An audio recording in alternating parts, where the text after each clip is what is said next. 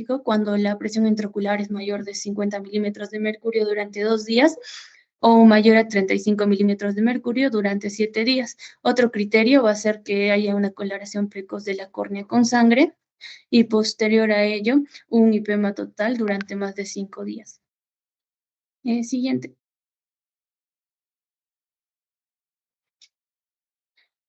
Bueno, el glaucoma por recesión de ángulo postraumático, vamos a ver que en la patogenia este va a aparecer como resultado de una lesión traumática que va a ser contusa del entremado trabecular. Esta recesión del ángulo se detecta por lo que viene a ser la gonioscopía, y donde vamos a observar un ensanchamiento irregular de la banda del cuerpo ciliar y asimismo podemos ver que esta lesión se va a dar en la cara anterior del cuerpo ciliar y otro porcentaje de personas van a tener lo que viene a ser una recesión de ángulo. Generalmente esto se evidencia solo en un 6 o 9% de personas que desarrollan glaucoma después de 10 años. Asimismo, se cree que el aumento de la presión intraocular va a ser secundario a la lesión trabecular y no por la propia recesión del ángulo. Sin embargo, cuando mayor es el área de recesión, mayor es el riesgo de sufrir un glaucoma, debido a que el glaucoma puede presentarse a cabo de muchos meses e incluso años después de la lesión inicial. Siguiente, por favor. En los signos clínicos, primero tenemos que tener en consideración que debería plantearse este diagnóstico en cualquier paciente con que tenga un glaucoma crónico de tipo unilateral. Y este trastorno básicamente lo vamos a ver por biomicroscopía y por gonioscopía. En la biomicroscopía con lámpara de hendidura vamos a ver que en la cámara anterior puede ser ligeramente más profunda a comparación del otro ojo. Y bueno, también que la pupila puede ser mayor en el otro ojo debido a la midriasis postraumática y también puede haber una irodiálisis en algunos casos. Eh, Asimismo, vamos a ver que en la gonoscopía puede mostrar una recesión del ángulo que es cicatricial e irregular al pigmento en el receso, como se puede observar en la imagen inferior. Y en algunos casos esto va a ser de larga duración, ya que la hendidura queda oscurecida por el tejido fibroso. Siguiente.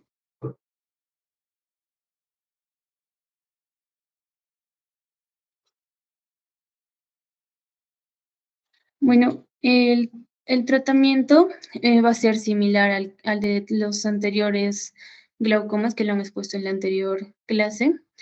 Eh, Generalmente, vamos a ver que este tratamiento no va a ser satisfactorio y la trabeculoplastía con láser es inefectiva.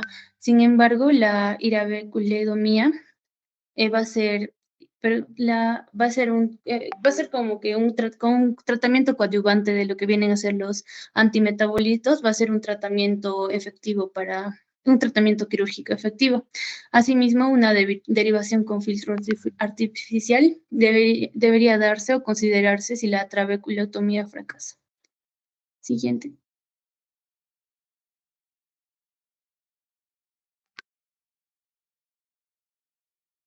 Ahora, continuando con la exposición, vamos a hablar sobre el glaucoma de células fantasmas. Bueno, este glaucoma va a darse debido a que va a haber una obstrucción eh, dada por hematíes que van a pasar del humor vítreo al interior de la cámara anterior. La patología se va a observar 2 semanas después en el humor vítreo, ya que se pierde la hemoglobina de las hematíes y esto va a originar que se conviertan en células fantasmas, las cuales van a pasar a través de un defecto en la cara anterior del humor vítreo hacia lo que es la cámara anterior. Y bueno, eh, estas células, dado que han perdido gran parte de una flexibilidad normal, van a quedar atrapadas en lo que son los poros del trabéculo y van a obstruir el drenado del humor acuoso. El glaucoma de células fantasmas se va a dar en 3 situaciones. Primero, cuando la extracción de una catarata va a ser complicada con una hemorragia grande que va a comprometer una hemorragia vítrea o un IPEMA, el cual es el tipo más frecuente. Y bueno, también las células fantasmas van a pasar a lo que es la cámara anterior después de una extracción de la catarata en un ojo o cuando exista una hemorragia vítrea previa. También si la hemorragia vítrea en un ojo está presente, que ya es afáquico o pseudofáquico. Bueno, en cuanto a lo que son los signos clínicos, vamos a ver que se puede reconocer como las células fantasmas como algunas partículas de color rojizo marrón o de cierto modo parduzco que van a estar presentes en el humor acuoso. No se van a Lo que es importante es que no se debe confundir su presencia con lo que son los leucocitos, ya que esto puede llevar a lo que es un uso excesivo de lo que son los corticoides o antibióticos tópicos.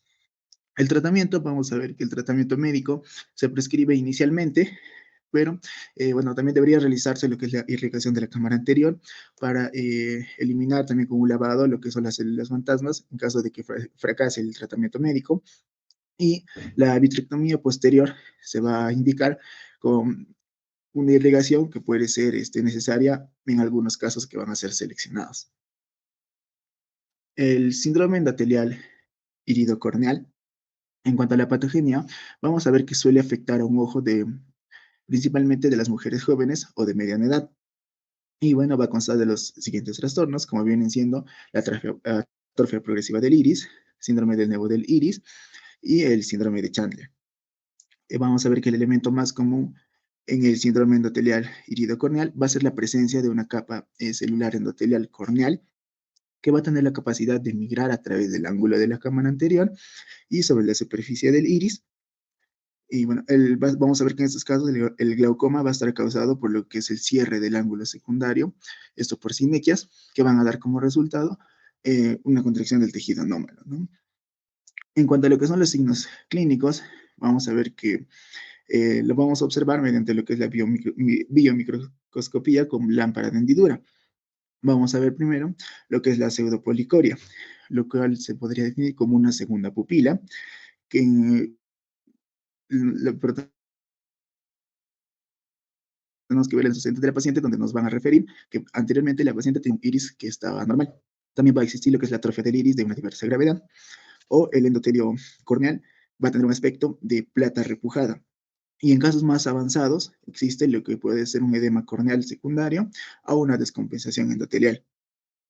Ahora, en lo que es la gonioscopía, vamos a encontrar sinequias anteriores periféricas de base amplia y vamos a ver que también el glaucoma va a ocurrir casi en el 50% de los casos. También se va a caracterizar por, bueno, 3 síndromes, donde cuando es una forma, como quien dice, más pura, los 3 síndromes van a ser fácilmente distinguibles, pero se va a dar, a veces suelen durante el seguimiento a los pacientes, uno de los síndromes puede convertirse en otro. Bueno, de los 3 síndromes que vamos a hablar es primero la que es la atrofia progresiva del iris, en la cual se caracteriza por cambios graves en el iris con una atrofia del estroma. Va a haber también la formación de orificios y un desplazamiento que va a ser evidente de la pupila hacia las áreas del SAP. Bueno, esto entre las áreas de atrofia del estroma que van a aparecer normales. El síndrome del nevo del iris, el cual se caracteriza por un nevo difuso que cubre el iris anterior, con un patrón normal de la superficie del iris, a veces nos da una imagen que puede parecer algo manchado o enmarañado. Y el síndrome de Chandler, el cual se caracteriza por cambios corneales graves y, bueno, puede ser con frecuencia, el paciente puede presentar una visión borrosa y halos debido a lo que es el edema corneal. Y también el glaucoma suele ser menos grave que en alguno de los otros 2 síndromes ya anteriormente mencionados. En cuanto al tratamiento, el tratamiento médico, en este caso, en este tipo de glaucoma, va a ser inefectivo en la gran mayoría de los casos. La trabeculectomía, eh, cuando se combina con el tratamiento adyuvante, por ejemplo, con antimetabolitos, tampoco suele tener éxito debido al fracaso de un inicio tardío. Y las derivaciones con el filtro artificiales suelen ser precisas en la mayoría de los casos. Ahora, hablando un poco de la iridosquisis, vamos a ver que esta es una alteración rara que va a afectar a los ancianos y suele ser de carácter bilateral. se asocia con glaucoma de ángulo cerrado subyacente en casi la mayoría de los casos, casi un 90% de los casos. Y bueno, va a dar, se dice que está relacionado con el glaucoma de ángulo cerrado, ya que da lugar a una atrofia del iris debido a la presión intraocular que va a ser alta. En cuanto a los signos clínicos, la biomicroscopía con lámpara de hendidura nos va a mostrar primero una pupila que va a ser redonda y móvil. También vamos a observar una cámara anterior que va a ser poco profunda, la iridosquisis que suele afectar al iris inferior. Y bueno, la gravedad de este tipo va a variar desde la atrofia del estroma hasta el desgarro extenso de lo que es de la hoja anterior. Y en casos avanzados de las fibrillas que van a estar desintegradas, pueden verse flotando libremente lo que es la cámara anterior. Y bueno, también nos saca la gonioscopía, nos puede mostrar lo que es un ángulo estrecho que puede asociarse con algunas sinequias anteriores periféricas. El tratamiento para la iridosquisis, vamos a ver que es la iridectomía con láser para el bloqueo pupilar, y el tratamiento va a estar dirigido principalmente a prevenir el desarrollo o la progresión de la lesión glaucomatosa. Ahora, pasando a otro tema que son los glaucomas congénitos, vamos a tener primero al glaucoma primario congénito. Este tipo va a ser el tipo de glaucoma más frecuente y bueno, se trata de un trastorno que va a ser raro, ya que afecta a 1 por cada 10.000 nacidos y afecta predominantemente a los varones, y en la mayoría de casos vienen siendo esporádicos. El drenado del humor acuoso va a estar afectado como resultado de una trabeculodisquinesia aislada, que se va a caracterizar por la ausencia de lo que es el receso angular, con lo que el iris se inserta directamente en la superficie del trabéculo. La inserción del iris puede ser plana o puede ser cóncava. En caso de que la inserción del iris sea plana, vamos a ver que se va a insertar de forma aplanada y brusca en lo que es el trabéculo engrosado, ya sea por detrás o por delante del espuelón escleral. Y cuando se trata de una inserción cóncava del iris, el tejido superficial de este va a extenderse sobre lo que es la unión iridotrabecular y el trabéculo. Y al contrario que en los ojos con una inserción plana del iris, el espolón escleral y el cuerpo ciliar van a estar oscurecidos por el tejido del iris que va a estar sobrepuesto. Su clasificación, vamos a ver que en la clasificación, esta se va a dar de acuerdo a la edad de inicio. Y bueno, pues, tenemos primeramente lo que es el glaucoma congénito verdadero, la cual representa casi el 40% de los casos, en la cual una presión intraocular se encuentra elevada durante la vida, desde ya de la vida intrauterina, y el glaucoma infantil, el cual es casi 55% de los casos, en el cual la enfermedad ya se pone de manifiesto antes del tercer año de vida. Y el glaucoma juvenil, el cual es ya menos común, donde el aumento de la presión se produce después del tercer año de vida, pero antes de la edad de los 16 años. Continuando con la exposición, vamos a ver el diagnóstico diferencial. En cuanto al diagnóstico diferencial, puede estar causada, esa opacidad corneal al nacer, puede estar causada por diferentes eventos, tanto como un traumatismo obstétrico, puede ser una compresión o la misma mecánica al momento del parto, puede originar una descompensación corneal y asimismo generando unas grietas en la membrana del ojo. También tenemos que la rubiola intrauterina puede producir una opacidad corneal al nacer debido a la queratitis que produce. Y también recordar que casi los pacientes con síndrome rubiólico también tienen un glaucoma congénito primario. Asimismo, los trastornos metabólicos, que estos nos hace referencia a lo que puede pasar en el bebé, como los mucopolisacáridos o los mucolipodosis que generan esta opacidad corneal al nacer. Asimismo, otro diagnóstico diferencial, tenemos que tener la córnea grande. Esto puede deberse netamente a una malformación, una megalocornea o una miopía muy alto, que es en sí, muy alta, perdón, y en sí es rara. Siguiente.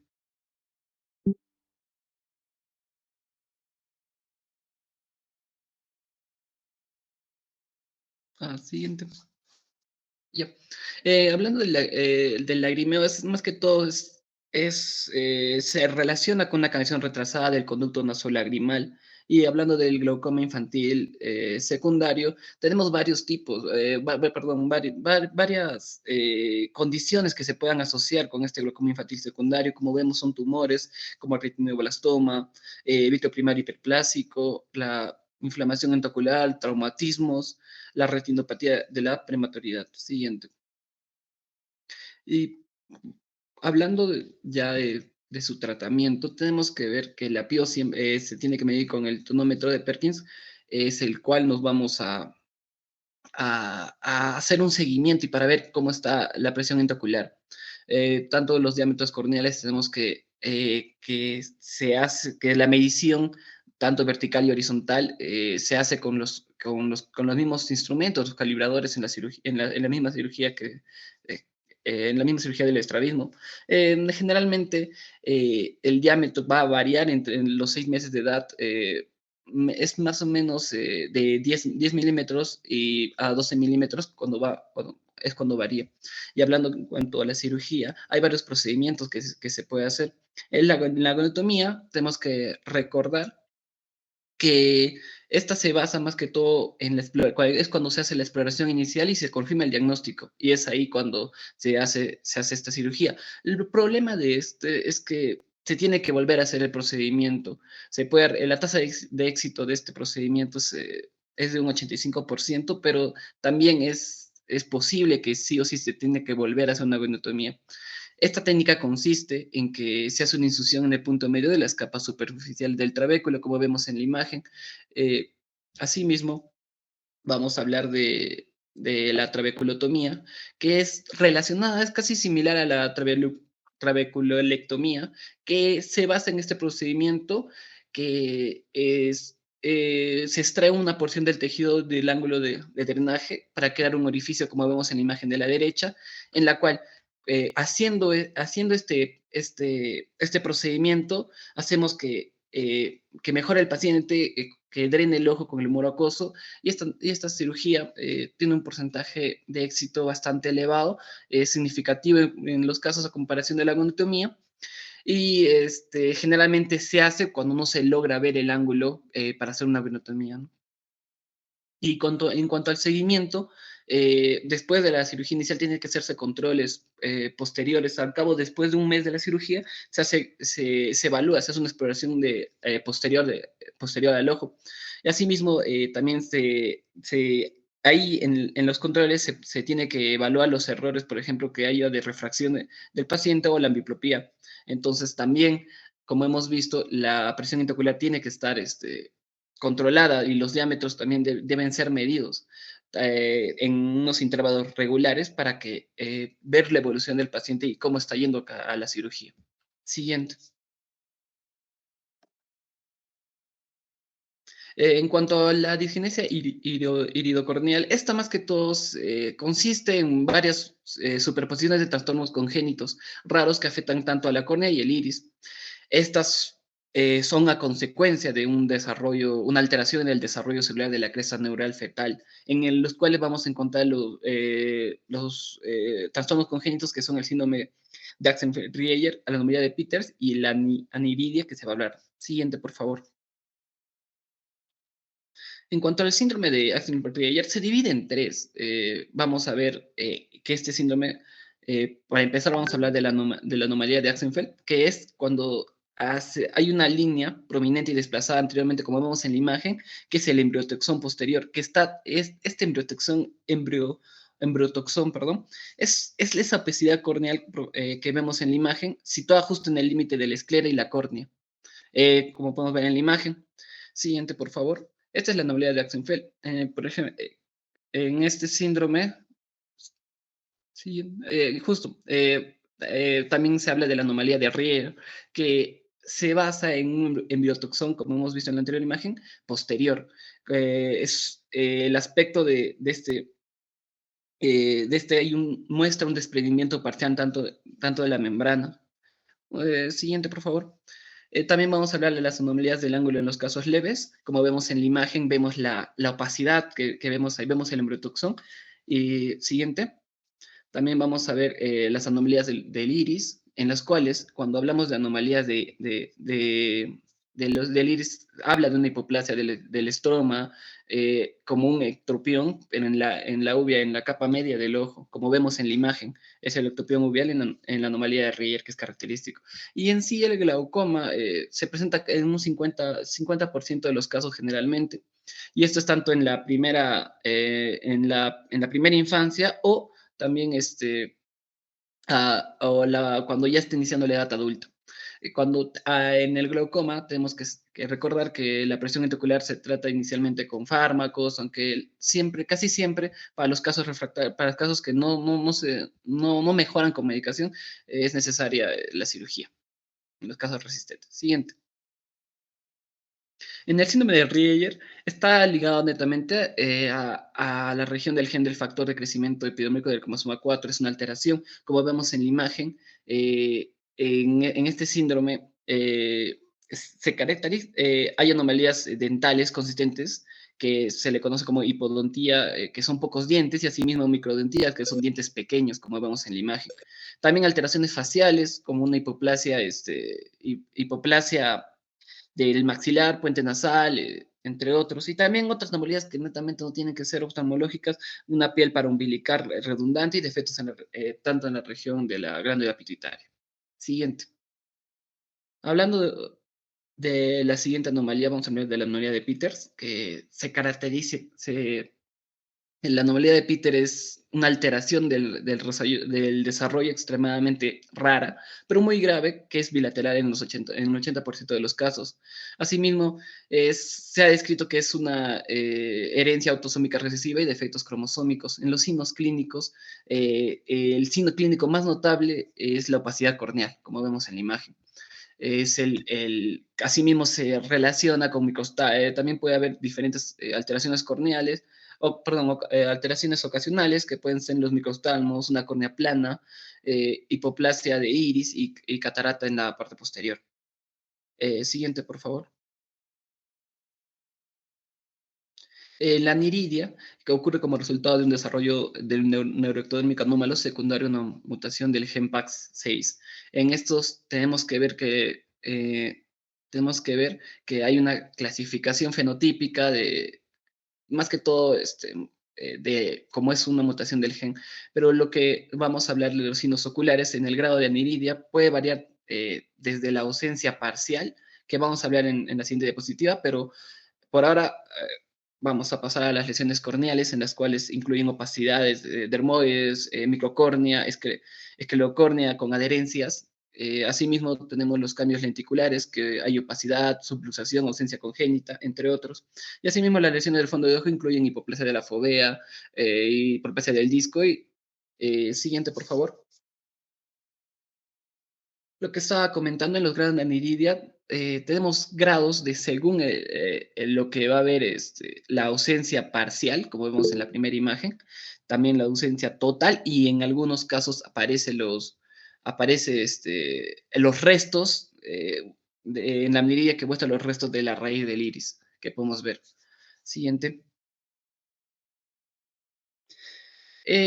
Más que todo, haciendo la revisión bibliográfica, encontramos un artículo que era un diagrama del diagnóstico genético de la aniridia, que se basaba tanto en la haploinsuficiencia del gen mismo, de la mutación del PAX6, se sospechaba con una sospecha y con un fenotipo clásico, y asimismo se hacía un seguimiento tanto de los antecedentes, de los casos familiares, de tanto la progresión del paciente y como también sus antecedentes.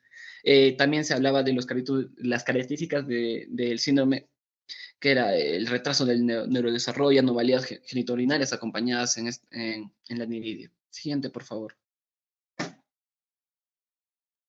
Vamos a hablar ahora del glaucoma en la facomatosis, que es el síndrome de Sturge-Weber, que se caracteriza principalmente por los neurofilamentos, como vemos en la imagen, y los gemas lectomeningios intracraneales. En cuanto a esta enfermedad, el glaucoma está relacionado en un 30%. Generalmente, la presentación del glaucoma es un 60% de los pacientes tienen lugar en los 2 primeros años de vida, que se acompaña con buftalmos, como vemos en la imagen, es los signos clínicos que se ven en el paciente. Tanto vamos a hablar del mecanismo que es del glaucoma. En sí es debatido el mecanismo, pero una trabeculodigenesia aislada puede ser responsable en los niños pequeños, mientras que en una presión venosa epiescleral elevada se asocia con una comunicación arteriovenosa en un angioma epiescleral y esto genera este glaucoma. Siguiente, por favor. En cuanto al tratamiento, es similar al glaucoma, pero de un pronóstico, tiene un pronóstico peor que en el glaucoma. Se hace la anatomía, cuando hay anomalías de ángulo, se tiene que ver si se puede acceder bien al ángulo. Asimismo, cuando la trabeculotomía es en casos resistentes que no baja la presión intraocular, los diámetros, tenemos que estar revisando. Ahora hablando de la neurofibromatosis, eh, se hereda como es genética, se hereda de forma autosómica dominante, con penetrancia irregular y expresividad variable. Se basa más que todo en que los mecanismos que implican a este neurofibromatosis es la obstrucción del drenado del humor acuoso por tejido neurofibromatoso en el ángulo. Y también la anomalía del desarrollo del ángulo, hay un ectropión congénito del lóbulo, y esto genera un desplazamiento hacia adelante del iris y periférico. Y como ya hemos dicho, el pronóstico es peor en estos casos. Siguiente. Eso sería todo.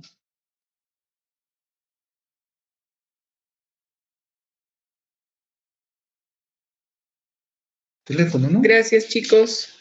Muy bien. Y no sé si nos podrías explicar un poco de lo que es el embriotoxón posterior.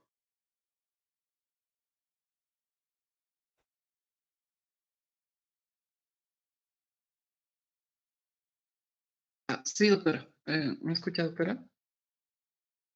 Lo que nos hablaba en la bibliografía era que era el desplazamiento anterior de una línea prominente que está, netamente por esta anomalía, había una disminución en la visión y más que todo era esta anomalía en esta prominencia en una línea que se encuentra entre la esclera y la córnea, doctora.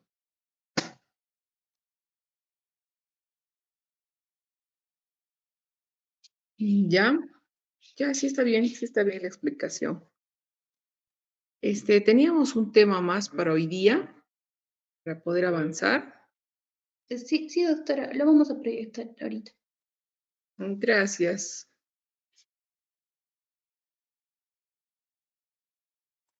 Doctora, buenas noches. Compañeros, buenas noches. El tema de hoy día que vamos a exponer es oftalmología en enfermedades sistémicas. Siguiente, por favor. Ya. Tenemos que recordar que existe un gran número de enfermedades sistémicas que en algún momento van a presentar en su evolución manifestaciones oculares. Estas pueden provocar sintomatología por sí mismas y pueden ayudarnos a diagnosticar la enfermedad sistémica que les ha originado, o también nos pueden servir para monitorizar el curso evolutivo de la misma. Recordemos que la retina es el único lugar del organismo donde es posible observar de forma directa los vasos sanguíneos y el tejido neuronal. Siguiente, por favor. Ya, empecemos con las hemorragias. Tenemos tres tipos, según la localización. Primero son las subretinianas, luego las hemorragias intrarretinianas y luego las hemorragias prerretinianas. Siguiente, por favor. Cuando hablamos de las hemorragias subretinianas, son aquellas que se sitúan detrás de la retina neurosensorial y estas usualmente suelen ser consecuencia de contusiones o de traumatismos oculares. En la imagen, por ejemplo, apreciamos un trauma ocular cerrado. Esta nos va a permitir ver una ruptura retiniana en la letra, en la imagen A. Y en la parte B se observa la hemorragia subretiniana que se desplaza hacia la cámara vítrea y se va a convirtiéndose en una hemorragia prerretiniana. Al lado también apreciamos la imagen. Ya, siguiente. Ahora, en las hemorragias intrarretinianas, estas se van a localizar en el espesor de la retina histológica. Son las que tienen mayor interés en patología general y de acuerdo a su forma y aspecto, se clasifican a su vez en tres tipos. en la hemorragia en llama, hemorragia redondeada y hemorragia intrarretiniana. En cuanto a las hemorragias en llama, estas adoptan esta forma porque se sitúan superficialmente en la retina, a nivel de la capa de las fibras nerviosas. Y su localización más frecuente es el área yuxtapapilar, donde la capa de estas fibras nerviosas tiene mayor grosor. Su forma característica va a ser como una llama, por eso es el nombre. Es de un mechero color rojo vivo y está determinado por la disposición y trayecto de las fibras nerviosas. Vemos ahí una fotografía en color de la hemorragia intrarretiniana en llama y redondeadas secundarias a una oclusión de la vena central de la retina. Siguiente, por favor. Ahora, respecto a las hemorragias redondeadas, estas están situadas en las capas profundas de la retina y adoptan la forma de una mancha redondeada de diversos tamaños y el color es un rojo matizado. Ahora, hablando de las hemorragias intrarretinianas, estas son con centro blanco, también son denominadas las manchas de Roth, como vemos en la imagen. Ahí está la imagen en el medio. Siguiente. Ya. Ahora, sobre las hemorragias preretinianas, estas se van a localizar por delante de la retina, en el espacio virtual que existe entre esta y la hialoides posterior del vitrio, la subhialoidea, dentro de la cavidad vítrea o en ambas. Las características morfológicas de la hemorragia subhialoidea va a depender de la existencia de un nivel, y esto es debido al proceso de la sedimentación hemática producida en dicho espacio virtual. Vemos en la imagen, hay en la fotografía en color de la hemorragia preretiniana, en la flecha, o subhialoidea, que este es el ejemplo de la formación de nivel de la sangre entre la retina y el hialoides. Siguiente. Ahora vamos a hablar de los exudados. Tenemos primero los exudados duros, que estos se forman por el depósito de lípidos y lipoproteínas en el espacio intercelular retiniano. Estas lipoproteínas se extravasan del torrente circulatorio debido a la existencia de la permeabilidad vascular anómala y ocasionan una rotura de la barrera hematorretiniana. Estos tienen un aspecto amarillento como una cera vieja, tienen una textura pastosa y tienen tendencia a confluir y presentan dos tipos característicos de distribución retiniana. El patrón circinado, que forma un círculo completo o parcial alrededor de la lesión que lo origina, o bien un patrón estelar que se acumulan en la mácula alrededor de la fobia, como es en la hipertensión arterial maligna, que más adelante vamos a hablar de la retinopatía hipertensiva. Y vemos en la imagen, ahí está señalada, los exudados duros, y vemos la diferencia con los exudados blandos. Vemos el color es más amarillo, un exudado duro, y la textura es más pastosa. Siguiente. Ahora vamos a hablar sobre los exudados algodonosos. Estas son áreas de necrosis focal que están a nivel de las fibras nerviosas de la retina. Estas nos indican la obstrucción de la arteriola precapilar. Por lo tanto, no son verdaderos exudados, son zonas de microinfartos con apoptosis de las fibras nerviosas. El aspecto oftálmico que tienen es una mancha blanca y esponjosa, por eso es el nombre algodonoso, y es inconfundible porque parecen copitos de algodón. Y es por ello que toman el nombre. Por eso que en vez de decir exudado blando, lo correcto es decir, decirles manchas algodonosas. Siguiente. Bien. Ahora vamos a hablar de los microaneurismas. Estas son dilataciones saculares del lecho capilar retiniano. Van a constituir la lesión característica de la retinopatía diabética, pero no es exclusiva de ella. Pero puede aparecer en cualquier otra situación que curse con algún grado de isquemia retiniana. La pared vascular de estos microaneurismas retinianos está adelgazado por la pérdida de los pericitos y las células endoteliales, lo que hace que haya una ruptura de la barrera hematorretiniana. Siguiente. Bien. Ahora, hablando de las enfermedades vasculares son cualquier enfermedad o alteración vascular, las cuales pueden manifestarse de manera crónica o aguda en el globo ocular. Y es por eso que que la frecuencia e importancia de estas es importante conocerlas. Entonces, primero vamos a hablar de la retinopatía hipertensiva, que recordemos que en la hipertensión arterial se va a afectar en fase temprana la retina y se va a observar alteraciones en fondo de ojo de manera típica denominadas retinopatías hipertensivas. Lo primero que vemos en las manifestaciones oculares de la hipertensión arterial, vemos las cruces arteriovenosas patológicas y estas son consecuencia de la adventicia común engrosada y endurecida. Y esta se asemeja a un cinturón. Luego tenemos el signo de Gunn, el cual es un ocultamiento de la columna sanguínea venosa a nivel del cruce arteriovenular. Luego el signo de Salus, el cual es el curso venoso que sufre un cambio en el trayecto. Tiene un aspecto de U si es que el cruce es perpendicular y de S si es que es oblicuo. Y luego el signo de Bonnet, que junto al cruce se observa una hemorragia o un exudado duro. Aparte, los cambios que vamos a ver en la retinopatía hipertensiva es primero pérdida de la autorregulación, dilataciones de las arteriolas precapilares, va a haber separación de las uniones de las células endoteliales y ruptura focal de la barrera hematorretiniana. Siguiente. Ahí apreciamos el signo de Gunn en la primera imagen. Vemos que es el ocultamiento de la columna sanguínea venosa a nivel del cruce arteriovenular y también vemos el signo de Salus, que es el curso venoso que sufre el cambio de trayecto. En este caso tiene una forma de S. Siguiente, por favor. Ya. Ahora, respecto a los signos oftálmicos de la hipertensión, vemos disminución del calibre arteriolar, se hacen pálidas, las arteriolas estrechas y rectas, aumenta el calibre venoso. ¿Esto por qué? Por el enlentecimiento de la circulación, lo cual va a provocar ingurgitación venular.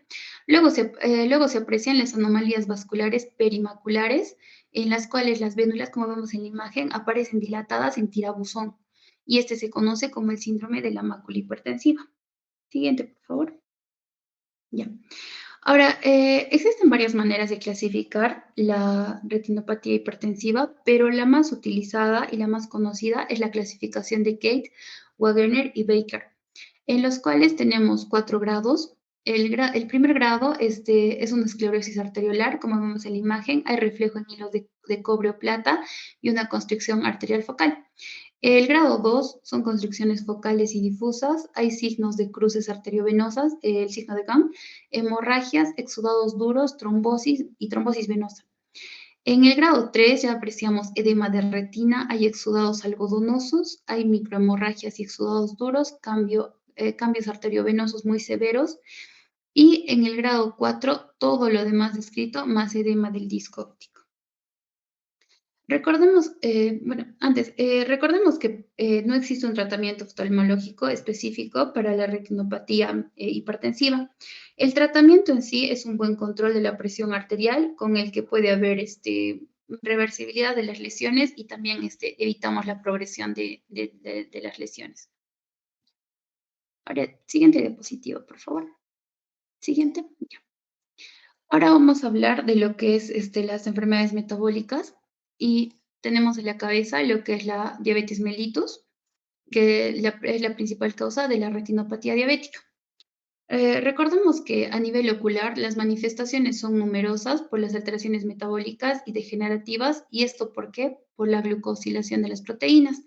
En las complicaciones de la diabetes respecto al ojo, primero, aparte de la retinopatía diabética, tenemos la catarata diabética, el glaucoma neovascular, el glaucoma crónico, las infecciones recurrentes de los párpados, también va a haber degeneraciones corneales, cambios vasculares en conjuntiva. Las cataratas son 1.6 veces más frecuentes en pacientes diabéticos y el glaucoma de ángulo abierto es 2 veces más frecuente. Siguiente. Ya.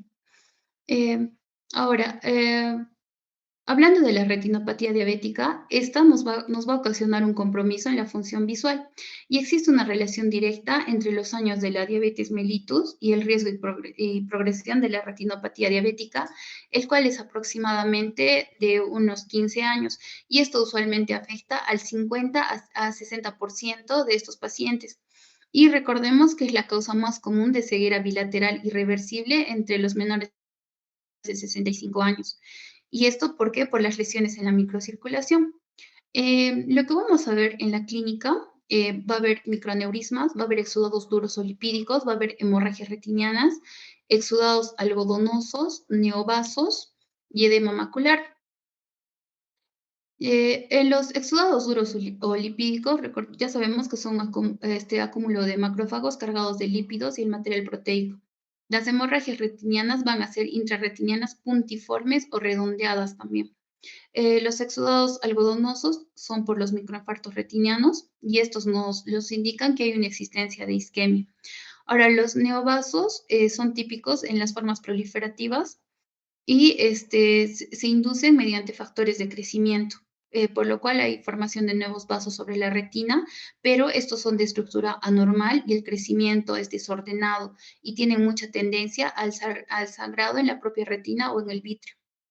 Y respecto al edema macular, es la causa más frecuente de pérdida de la agudeza visual en el paciente diabético y puede aparecer puede aparecer en la retinopatía diabética no proliferativa como en la forma proliferativa. Y esto consiste en el engrosamiento de la mácula. Siguiente. Ya. Ahora, respecto a la clasificación de la retinopatía diabética, se clasifica en dos tipos. Lo que es la retinopatía diabética no proliferativa, que también es llamada simple o de base, y esta es la forma más frecuente y va a incluir todas las lesiones que ya hemos descrito, excepto la neovascularización. Ocasiona un deterioro visual progresivo a causa del edema macular. Este es el motivo más común de la pérdida de visión en ambos formas de retinopatía diabética. Ahora, la retinopatía diabética proliferativa va a provocar la pérdida de visión brusca e indolora por hemorragia vítrea y también puede ocasionar desprendimiento de retina traccional y es la causa de pérdida visual más progresiva. Se divide en dos tipos, uno es juvenil y otro es del adulto. En la juvenil, en algunos diabéticos jóvenes sin retinopatía previa, la evolución es rápida y fatal. Y en el adulto es la complicación más avanzada de la retinopatía diabética, pero el curso es menos acelerado. Siguiente. Ya. Ahora, lo que tenemos que tener en cuenta en las revisiones oftalmológicas del diabético, de acuerdo al tipo de diabetes, cuando es tipo 1, tenemos que hacer a los 5 años del diagnóstico y en el tipo 2, en el momento del diagnóstico, tenemos que realizar las siguientes revisiones. Si es que no hay retinopatía diabética, es menor de 10 años de evolución, se tiene que hacer un buen control de la enfermedad, evaluándolo cada 2-3 años. Si es que no hay retinopatía diabética, pero ya es más de 10 años de la evolución o hay factores de riesgo, una vez al año se le tiene que evaluar al paciente. Y si es que ya hay retinopatía diabética, ya el tratamiento es ajustado a la severidad de la misma. Tenemos que tener en cuenta que un buen control de la diabetes retrasa su aparición y enlentece el progreso de la enfermedad. Ahora, la enfermedad renal, tenemos que ver la proteinuria, los niveles de uricreatinina, estos son importantes porque son buenos predictores de la presencia de retinopatía. La hipertensión arterial es un factor de riesgo, pero es independiente. Y también recordemos que el embarazo va a afectar negativamente la retinopatía diabética, pero esta va a progresar después del parto. Siguiente. Ya. Ahora, en enfermedades sistémicas, continuamos con las enfermedades tiroideas. También son conocidas como la enfermedad ocular tiroidea, es conocida como la oftalmopatía de Graves y suele vincularse con el hipertiroidismo autoinmunitario, la enfermedad de Graves. Entre las manifestaciones oculares, estas van a depender de cómo activa es la enfermedad y de su gravedad. Por ejemplo, vemos en la imagen, es la misma paciente, pero antes sin tratamiento y luego después del tratamiento de la tiroides.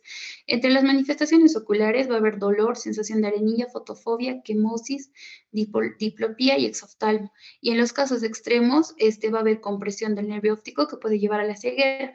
Todo esto porque se va a darse por la acumulación orbitaria de glucosaminoglucanos y va a haber hipertrofia del tejido adiposo. Siguiente.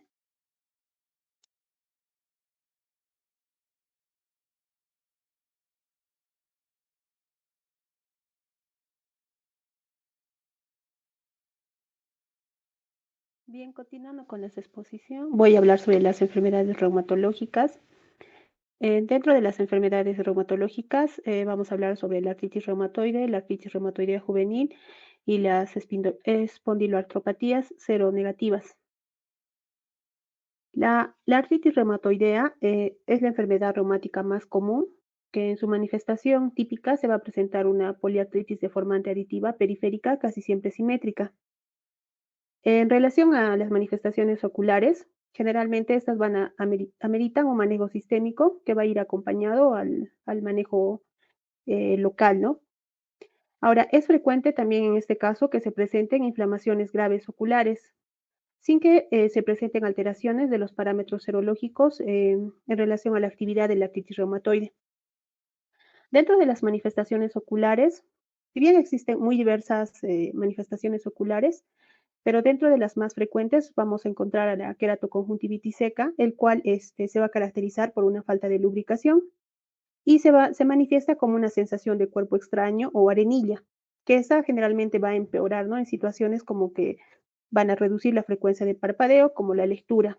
Otra de las manifestaciones oculares es la queratitis ulcerativa periférica, que esta básicamente va a tener una patogénesis en relación a la base vasculítica y esta generalmente va a presentar complejos inmunitarios en la córnea periférica y vasos limbales. Esta generalmente progresa de una manera agresiva si tan solo se efectúa un manejo local, por lo que siempre esta enfermedad se tiene que trabajar o se tiene que hacer el tratamiento de manera sistémica. Vamos a ver un video sobre la artritis reumatoidea.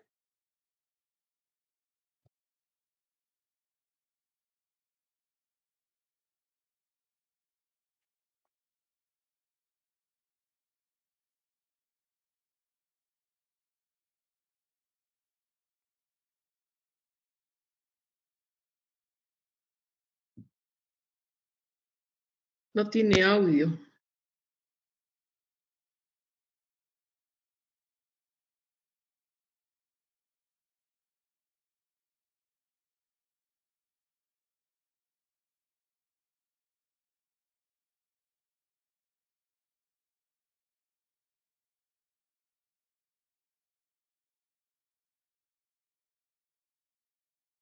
Doctora, un momentito, por favor. Al parecer está habiendo un problema con el audio.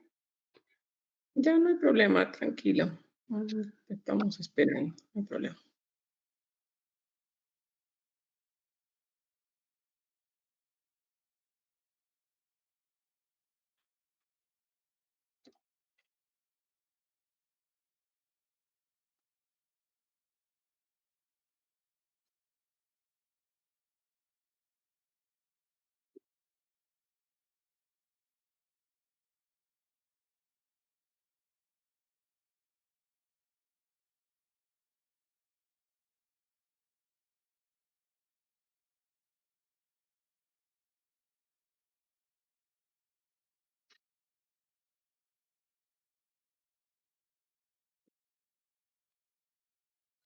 Doctora, tenemos un problema con el audio. Voy a continuar con la exposición para no atrasar.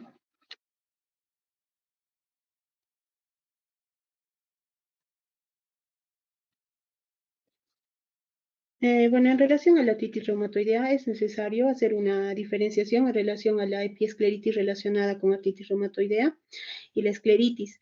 Tenemos que considerar Si epiescleritis. no continúa. Sí, doctora.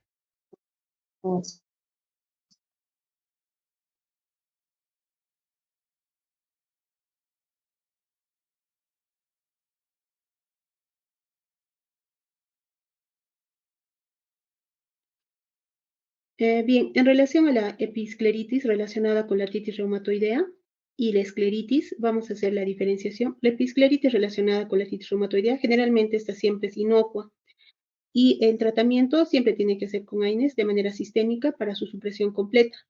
Los corticosteroides tópicos, estas generalmente no se utilizan porque van a empeorar la recurrencia a través del fenómeno de rebote.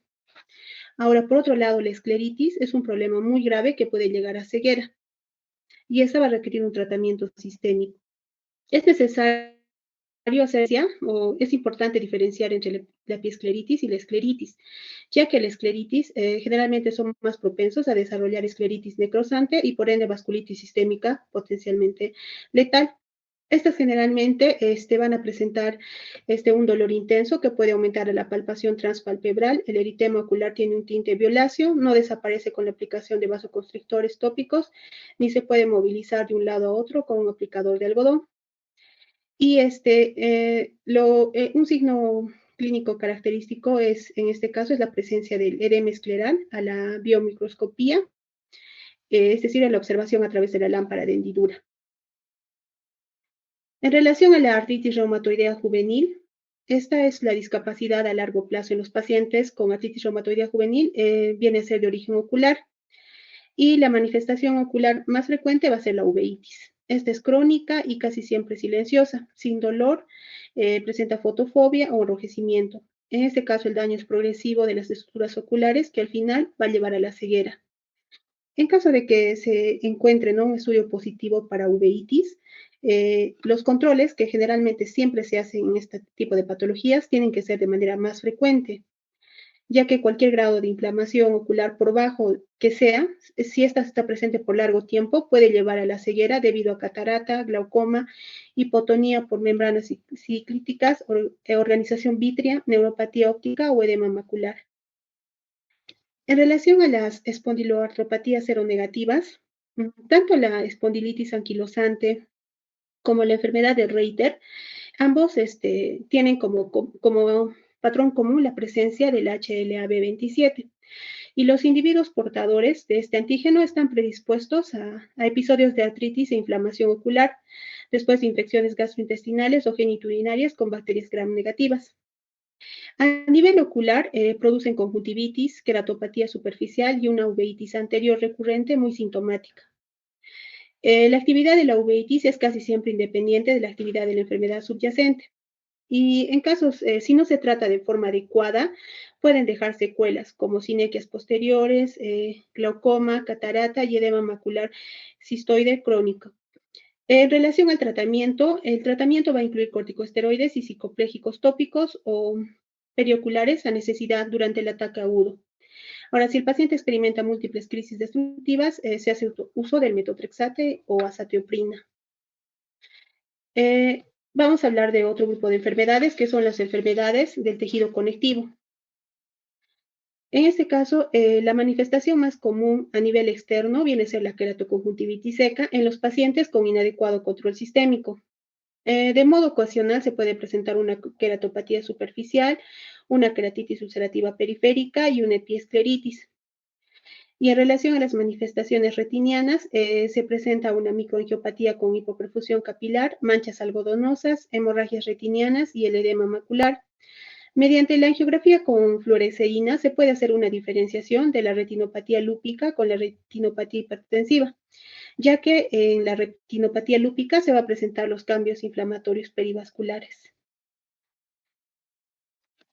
Ahora, la microangiopatía retiniana en el lupus eritematoso sistémico tiene un pronóstico reservado y generalmente va a estar relacionado con vasculitis sistémica. La inmunosupresión radical con ciclofosfamida intravenosa mensual va a tener siempre un pronóstico visual, siempre va a ser reservado. Otra patología es la esclerosis sistémica progresiva. En este caso hay engrosamiento y fibrosis de los párpados y el tejido subconjuntival con acortamiento de los fondos de saco. En este caso se va a producir una queratoconjuntivitis seca también, y en este caso es a nivel retiniano y coroideo, va a existir una obliteración de los vasos, lo que va a llevar a un engrosamiento de la membrana basal del endotelio vascular y el depósito de mucopolisacáridos. También hacemos uso de la angiografía con fluoresceína, que va a permitir vigilar la respuesta al tratamiento, y en casos de crisis renal se puede presentar una retinopatía hipertensiva típica. Otra patología dentro de las enfermedades del tejido conectivo son la polimiositis y la dermatomiositis. En relación a la polimiositis y dermatomiositis, esta generalmente se va a presentar con dolor y debilidad de la musculatura proximal.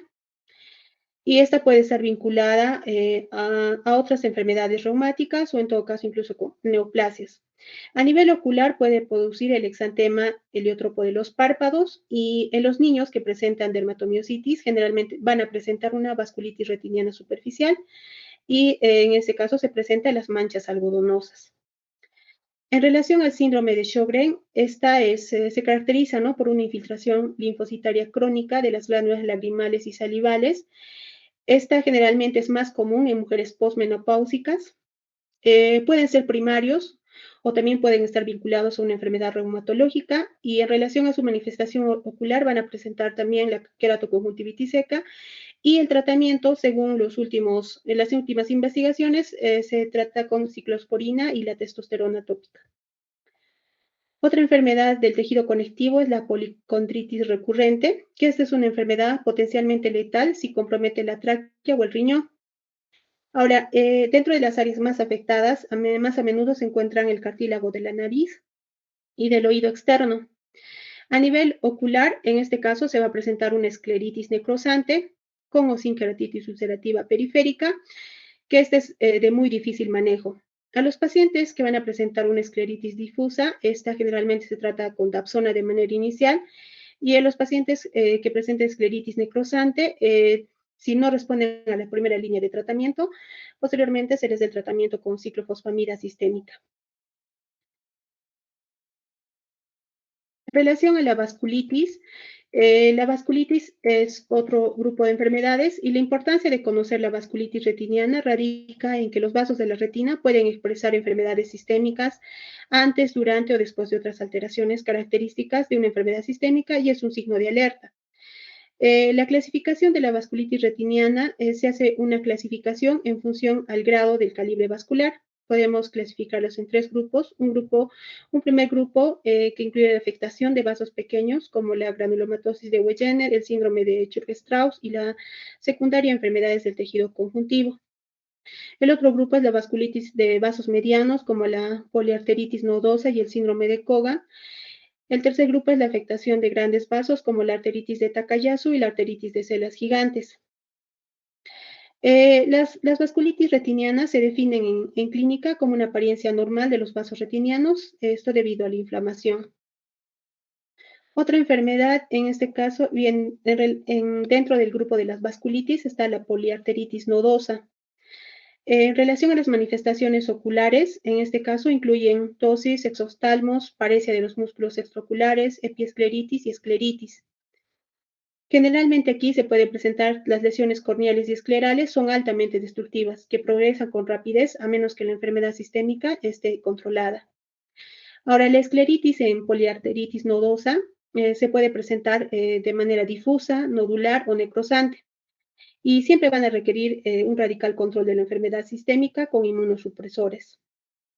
El compromiso retiniano más común en este caso es la vasculitis coroidea, el cual se va a hacer el diagnóstico mediante una angiografía con fluoresceína. En este caso se habla de las manchas de Elschnig.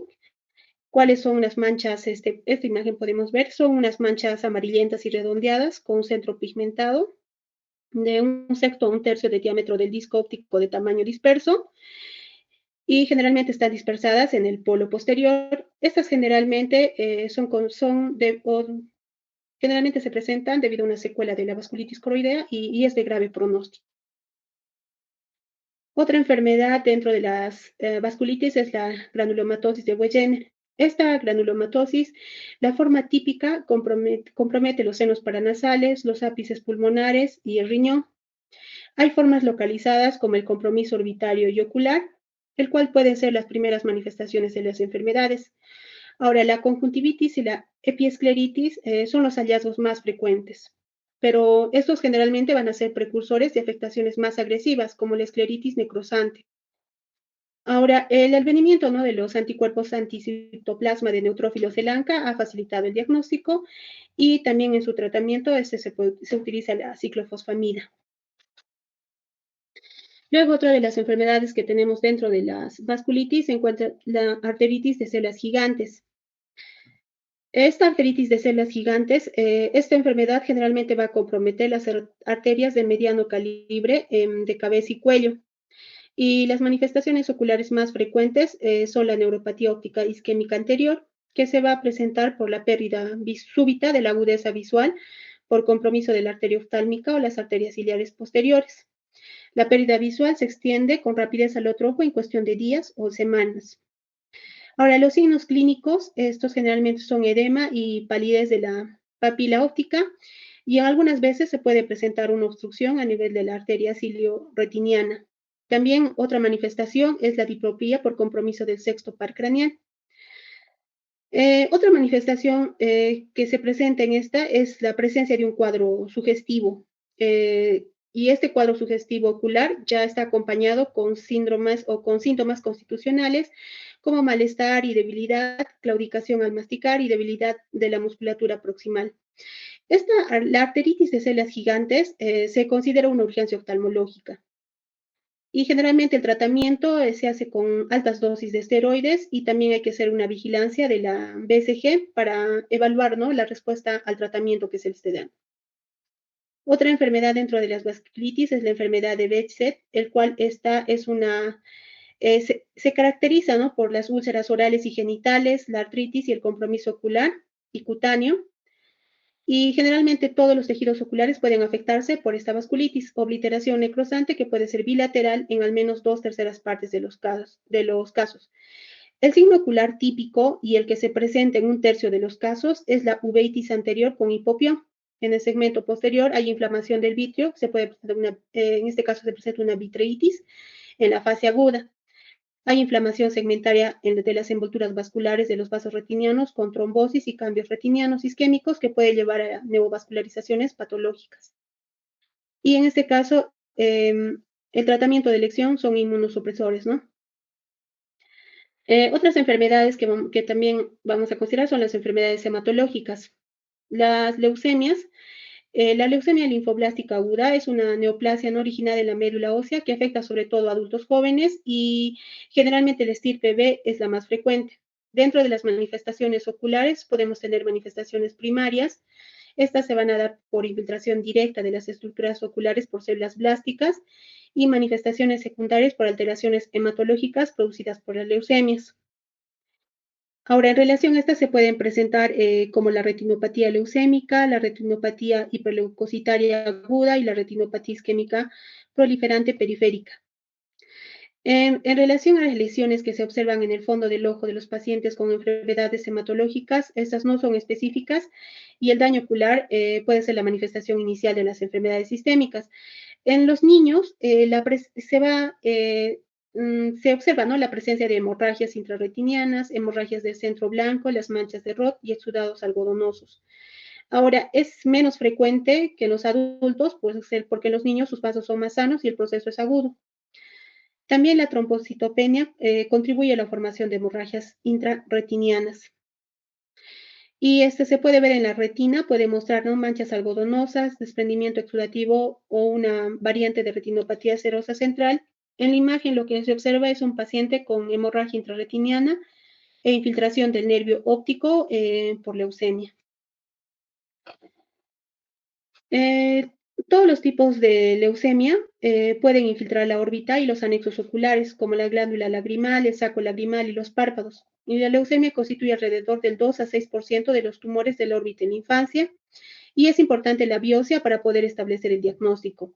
Generalmente la supervivencia a los 5 años y en pacientes con enfermedad leucémica y que presenten manifestaciones oftalmológicas es menor que en aquellos que no lo presentan y por ende podemos indicar que, ¿no?, que la presencia de estas puede ser un factor que acorte dicha supervivencia. Otra patología dentro de las enfermedades hematológicas es la drepanocitosis. La drepanocitosis son un grupo de anemias hemolíticas congénitas que van a afectar la estructura anatómica del ojo. Dentro de las alteraciones de la red vascular superficial de la conjuntiva vulvar, estas van a ser las más comunes. Y el signo conjuntival más característico de la anemia por células falciformes es la aparición de segmentos venulares postcapilares en forma de coma o sacacorchos de color rojo oscuro. Y generalmente estos se van a localizar en la conjuntiva vulvar inferior, cerca del limbo esclerocorneal. Ahora, en el segmento posterior se han descrito una gran variedad de lesiones, que estas generalmente se van a producir por vasooclusión, pero también estas generalmente se localizan hacia la periferia y no afectan la visión central. Y este hecho, ¿no?, de que no afecten la visión central hace que se puedan diferenciar de la retinopatía falciforme de otras entidades, ¿no?, isquémicas retinianas. En las imágenes este es un paciente con diagnóstico de drepanocitosis con retinopatía que van a mostrar las proliferaciones fibrosas en forma de abanico.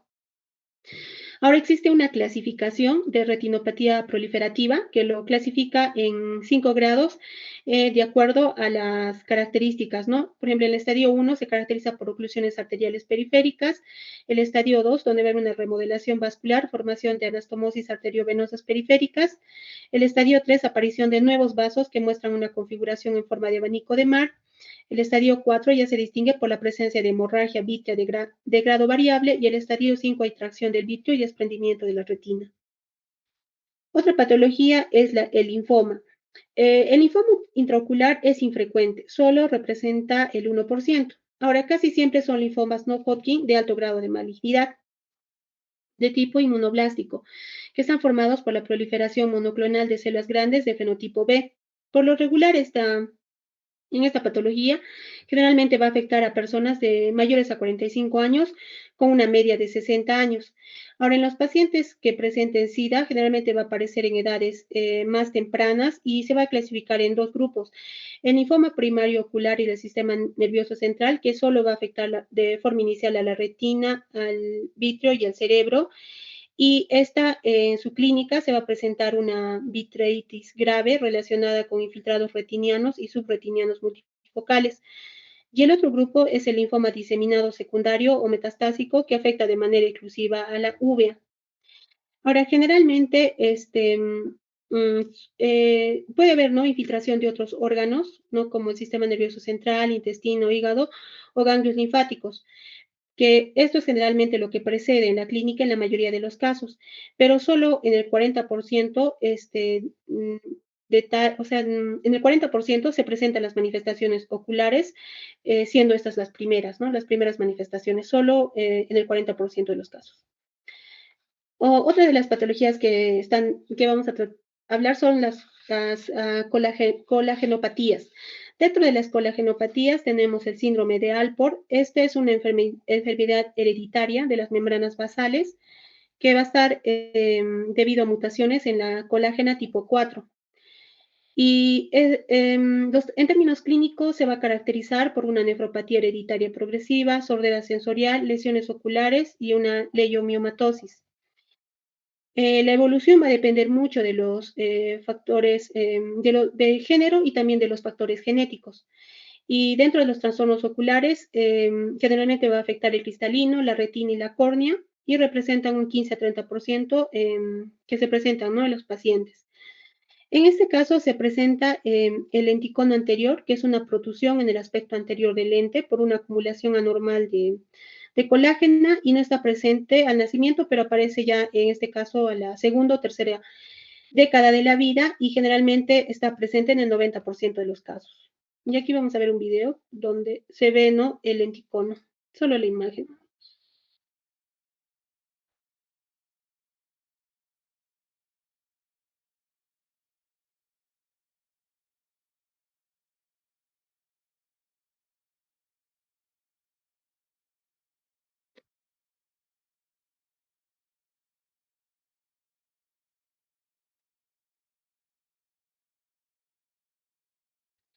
Otra patología dentro de las colagenopatías es el síndrome de Ehlers-Danlos. Esta es una enfermedad hereditaria de la colágena que va a afectar sobre todo trastornos dermatológicos, hipermovilidad de las articulaciones y las alteraciones de la estructura de la colágena van a explicar la presencia de esclerótica azul, la microcórnea y el glaucoma secundario.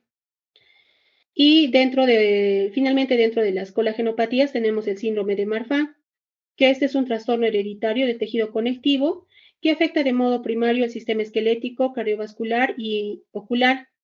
Generalmente esta es una anomalía con transmisión hereditaria autosómica dominante y dentro de las manifestaciones oculares se va a presentar un daño a nivel del segmento anterior y posterior del globo ocular y la ectopía lenticular o la subluxación del cristalino es una de las manifestaciones más frecuentes.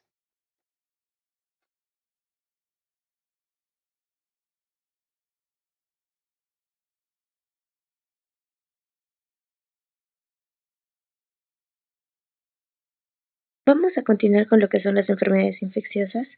Siguiente, por favor. Ya, primero vamos a tener lo que es la enfermedad por VIH. En esta, la aparición de las complicaciones oculares se va a calcular de un 50 a un 75% en aquellos pacientes infectados con el VIH. Vamos a tener primero las manifestaciones que se van a dar en lo que es la órbita y los anexos, que estos se van a dar en el 25% de los pacientes infectados con VIH no tratados. Van a tener manifestaciones de órbita, párpados y sistema lagrimal, como lo que son las glándulas y las vías lagrimales. Dentro de este vamos a tener primero la enfermedad de sarcoma de Kaposi, que este va a afectar más que todo a los párpados y a la conjuntiva. Aproximadamente en el 5% de los pacientes que tienen VIH se va a presentar este. Las lesiones pueden ser extensas y cuando van a afectar la conjuntiva se van a asemejar a lo que es una hemorragia subconjuntival. Siguiente, por favor. Después tenemos lo que es el esperóster oftálmico, que esto va a ser una reactivación de lo que es el virus de la varicela zoster en lo que es la división del nervio trigémino. Va a afectar del 5% al 15% de los pacientes con VIH no tratados. Van a aparecer complicaciones como lo que son la queratitis, las escleritis, las uveitis, la retinitis y las neuritis ópticas. También va a haber lo que es una erupción vesículo-bulbosa en lo que es la extremidad nasal, que se va a llamar lo que es el signo de Hutchinson. Eh, el 17% de estos pacientes con VIH que han padecido herpes simple, desarrollan lo que es la necrosis retiniana aguda. Otra de las enfermedades es lo que es el molusco contagioso palpebral, que se va a tener una frecuencia del 5% en los pacientes con VIH. Es una dermatitis con una formación de una tumoración umbilicada. Se va a dar por la presencia de lo que es el poxvirus y casi siempre es múltiple bilateral, confluente y agresiva. Siguiente, por favor. Después, en lo que es infecciones en pacientes con VIH, también vamos a tener las manifestaciones que se van a dar en el segmento anterior. Y en el segmento anterior ocular vamos a tener lo que es la córnea y la cámara anterior. También se va a presentar complicaciones vinculadas a lo que es el SIDA. Y las manifestaciones oculares en ese segmento anterior van a afectar a más de la mitad de los enfermos con VIH. Dentro de estas tenemos lo que es el síndrome de disfunción lagrimal. Este se va a presentar en lo que es el 20% de los pacientes y se va a dar por lo que es una deficiencia de una de las capas que conforman lo que es la película lagrimal. Después vamos a tener lo que es la queratitis infecciosa, que esta va a aparecer en el 5% de los pacientes. Pueden tener como agentes causantes lo que son las bacterias, los hongos, los protozoarios y van a dar lugar a lo que son las opacidades de la córnea o un déficit visual. Siguiente, por favor.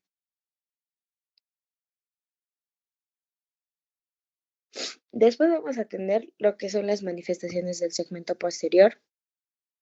En estas manifestaciones oftalmológicas del segmento posterior van a aparecer en la mitad de los pacientes infectados por VIH y suelen tener secuela o disminuciones irreversibles de la visión o hasta una ceguera.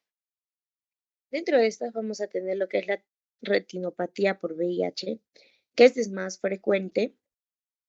Se va a manifestar en forma de manchas algodonosas en la retina con áreas de micro un 30% y también van a afectar a lo que es el nervio óptico.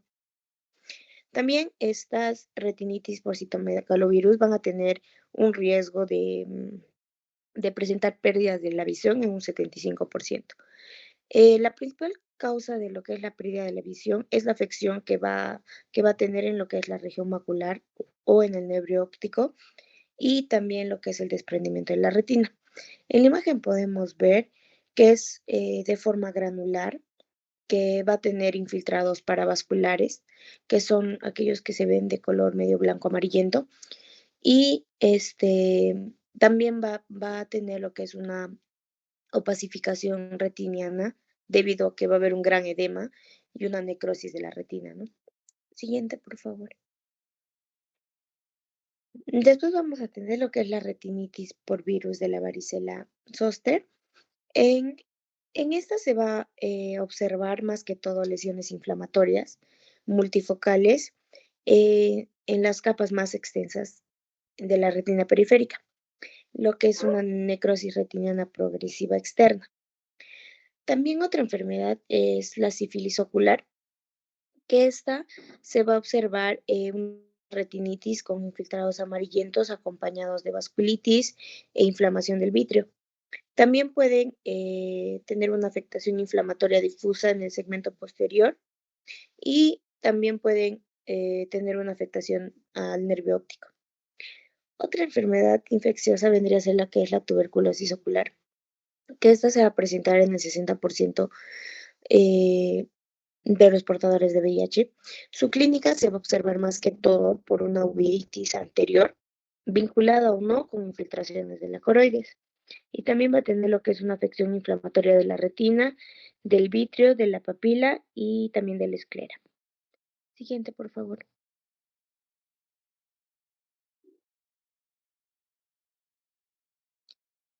Ya. También vamos a tener lo que son manifestaciones neurooftálmicas. Dentro de estas vamos a tener las complicaciones neurooftálmicas que se observan con más frecuencia en aquellos pacientes que tienen VIH, que son, por ejemplo, la parálisis de los nervios motores craneales, el papiledema, los defectos campimétricos, la neuritis con o sin atrofia óptica. Siguiente, por favor.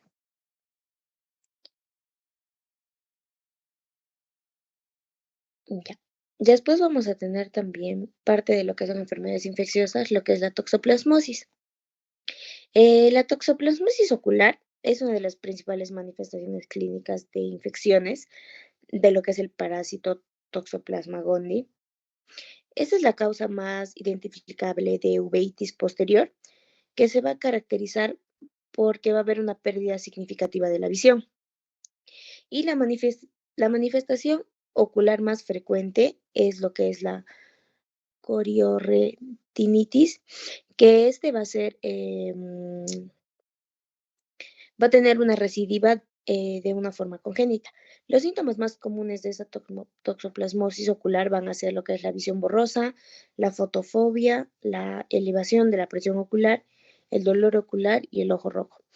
En la primera imagen vamos a ver que es una fotografía donde se observa el nervio óptico por la uveitis. No se observa tan bien porque está también borroso, ¿no? Ese signo se va a llamar lo que es el signo del faro en la niebla, porque no se observa bien su nervio óptico.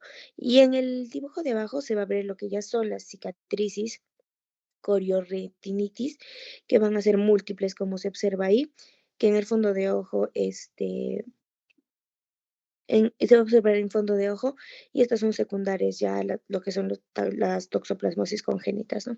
Siguiente, por favor.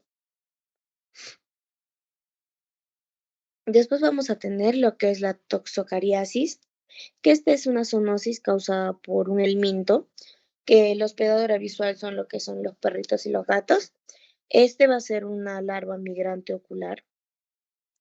Va a aparecer en esta un granuloma en el polo posterior o un granuloma periférico o una endoftalmitis crónica. En la imagen se ve que el granuloma periférico, ese granuloma es consecuencia secundaria de lo que es una toxocariasis, ¿no?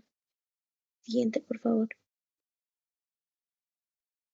Después vamos a tratar el tema de sustancias tóxicas. Siguiente. Ya. La toxicidad, vamos a ver primero la toxicidad por cloroquinas. La cloroquina y la hidroxicloroquina son fármacos conocidos como antipalúdicos. Estos también son utilizados para el tratamiento de enfermedades reumáticas, como es la artritis reumatoide, lupus eritematoso. Su administración a largo plazo va a hacer que se relacione con efectos colaterales tóxicos sobre la retina y el epitelio pigmentario retiniano. Los primeros síntomas que se advierten son problemas, por ejemplo, para la lectura, efectos en el campo visual paracentral, la deficiencia de la visión de colores. Entre los factores de riesgo se va a considerar la dosis de de estos fármacos. Por ejemplo, si se considera una dosis mayor a 6.5 miligramos kilogramo día de hidroxicloroquina o más de 3 miligramos kilogramo día de cloroquina y un tiempo mayor de uso de 5 años. En la fotografía del costado vamos a ver que se va a mostrar unos puntos blanquecinos ahí por el centro, que va a ser lo que es la hiperfluorescencia por efecto de la toxicidad avanzada de la cloroquina. Siguiente, por favor. Después vamos a tener también lo que es la retinopatía por el interferón.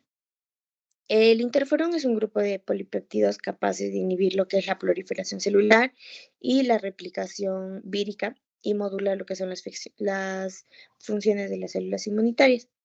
En esta retinopatía va a ser típica porque va a tener una aparición de hemorragias retinianas y va a tener lo que son excusados algodonosos que van a tener una distribución peripapilar.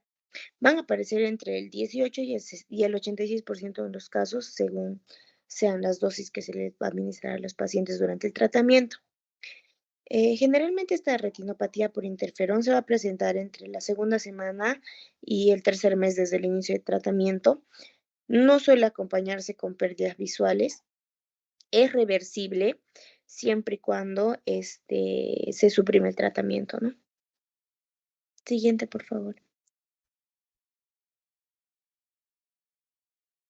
Después tenemos lo que es el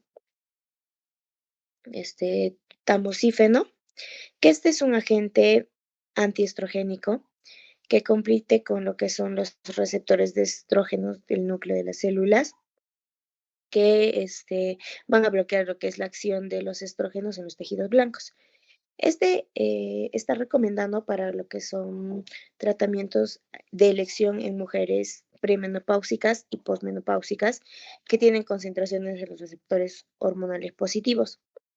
Dentro de estas complicaciones por el uso de este fármaco vendrían a ser manifestaciones oculares que se van a dar por depósitos corneales, alteraciones pigmentarias en el fondo de ojo.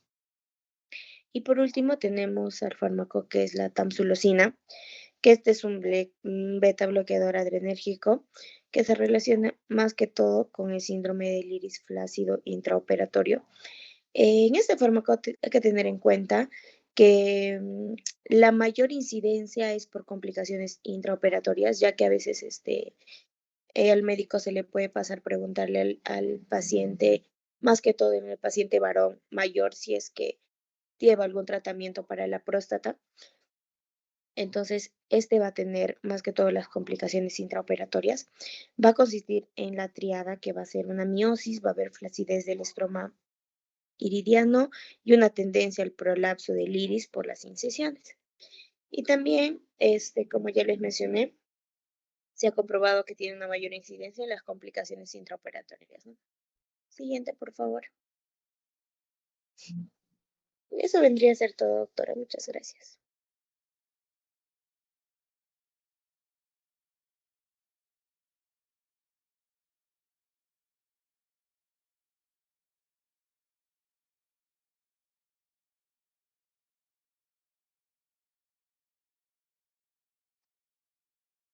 Con eso se termina la exposición. Hola. Sí, doctorita, eso sería todo. Ya, por momentos se cortaba la señal, ¿no? Bien, chicos, en referencia a estos cuadros, ¿tienen alguna pregunta? Las enfermedades que en algunos casos acompañan a patologías en el globo ocular, por ejemplo, de todo esto que han hablado de diabetes y, por ejemplo, se produce la retinopatía diabética, la hipertensión, la retinopatía hipertensiva. Tenemos, por ejemplo, la artritis reumatoidea, que es lo que produce, ¿no? Los cuadros de uveitis, catarata, glaucoma, ¿no? Todo ello es importante que ustedes conozcan, sobre todo porque son enfermedades que se asocian con patología oftalmológica, ¿no? Para el día del examen, estudien lo que representa, por ejemplo, el hipertiroidismo. ¿Qué es lo que se produce? La hipertrofia del tejido graso, la quemosis que presenta el paciente. Como no está viendo un cierre normal de párpados, la sensación de cuerpo extraño, queratitis, el exoftalmos, ¿no? Tan evidente en los casos de hipertiroidismo. Luego, por ejemplo, en los casos de retinopatía diabética, ¿qué cosa es lo que se produce? En los casos de retinopatía hipertensiva, los cruces arteriovenosos, los signos, el signo de Gann, el signo de Salus, el signo de Bonnet, ¿no? ¿A qué se refiere, ¿no? Los signos, la desaparición de la columna venosa, el cambio de trayecto venoso, ¿no? Entonces, estas patologías repasen sobre todo el tema que concierne la parte oftalmológica, ¿no? ¿Ya? De ahí va a venir algunas preguntas, ¿no? Elenita, si me puedes enviar, por favor, el reporte de la asistencia. Ah, ya listo, seguramente voy a revisar la recién. ¿Ya? Ya listo, Bien, chicos, en todo caso nos estamos viendo la próxima semana. No sé si que hay alguna pregunta. Creo que no.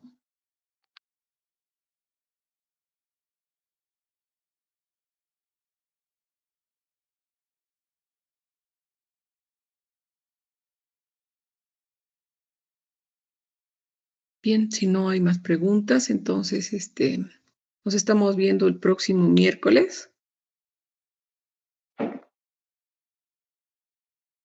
Gracias, Elenita. Buenas noches. Buenas noches, doctora. Gracias. Buenas noches, doctorita. Buenas noches, chicas.